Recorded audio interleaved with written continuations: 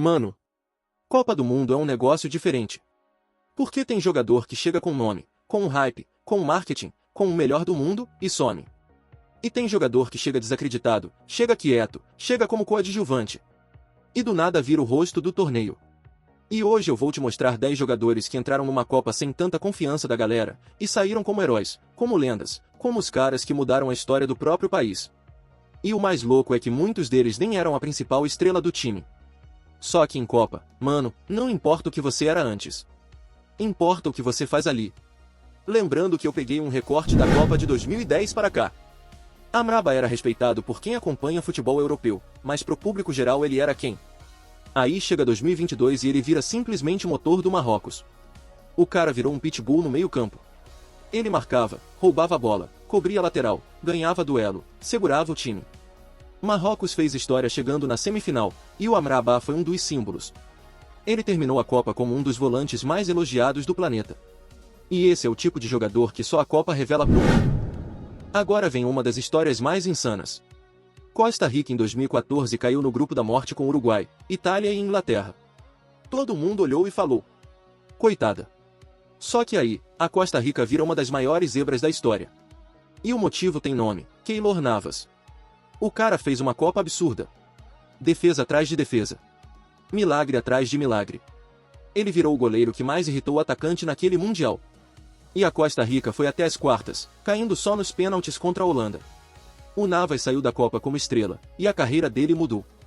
Agora vem um cara que era jovem e não tinha o tamanho que virou depois. Miller em 2010 não era estrela mundial. Ele era a promessa. Só que na Copa, ele virou um dos jogadores mais decisivos do torneio. Ele terminou com 5 gols e 3 assistências. Sim, mano. 8 participações diretas em gol. E o mais bizarro é que ele parecia sempre estar no lugar certo. Ele não precisava driblar 3. Ele não precisava dar show. Ele só aparecia. E em Copa, isso é mortal. Ele ganhou a chuteira de ouro daquele Mundial. Mano, o Dibu é um capítulo à parte. Porque antes da Copa, tinha gente que falava que a Argentina não tinha goleiro de elite. Tinha gente que desconfiava dele em jogo grande.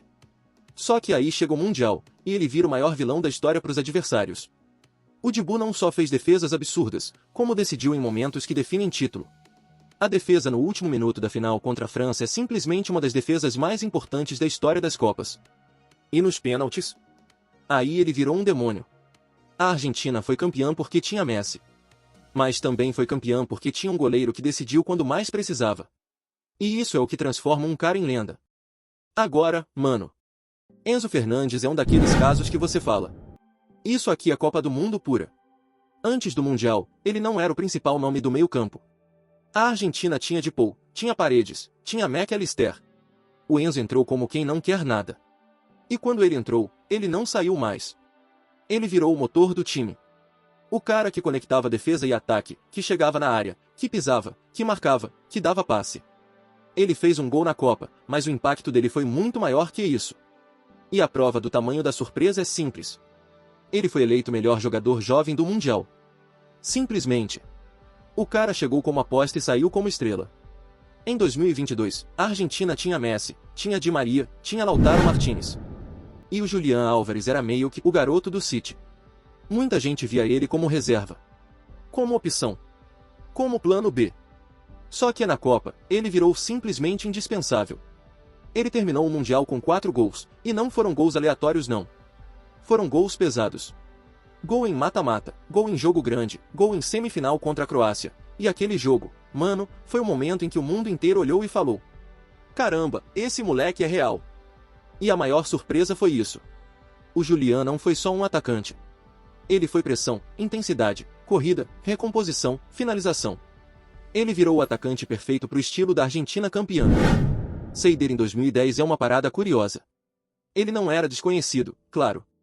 Mas ele não era tratado como o grande craque do Mundial. Só que ele foi. Ele terminou a Copa com 5 gols, sendo um meia, e foi decisivo em momentos pesadíssimos. Gol contra o Brasil nas quartas. Gol em mata-mata. Gol em jogo grande.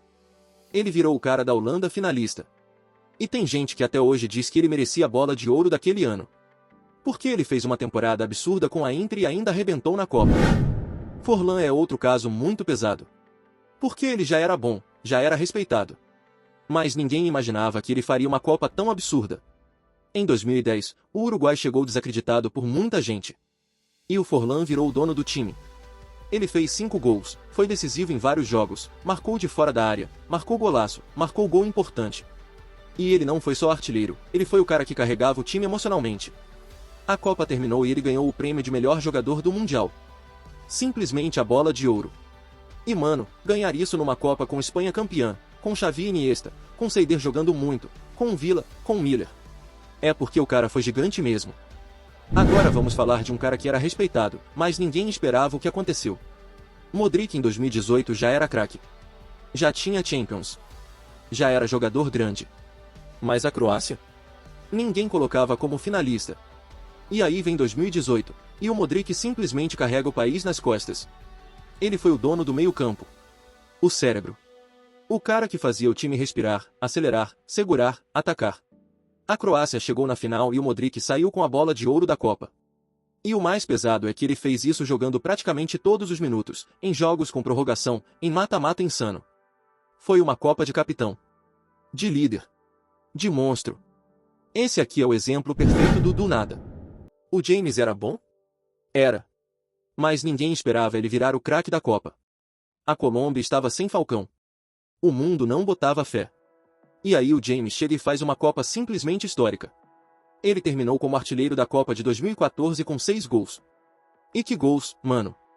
Teve gol de voleio contra o Uruguai que até hoje é um dos gols mais bonitos da história do Mundial. Ele virou o rosto da Copa.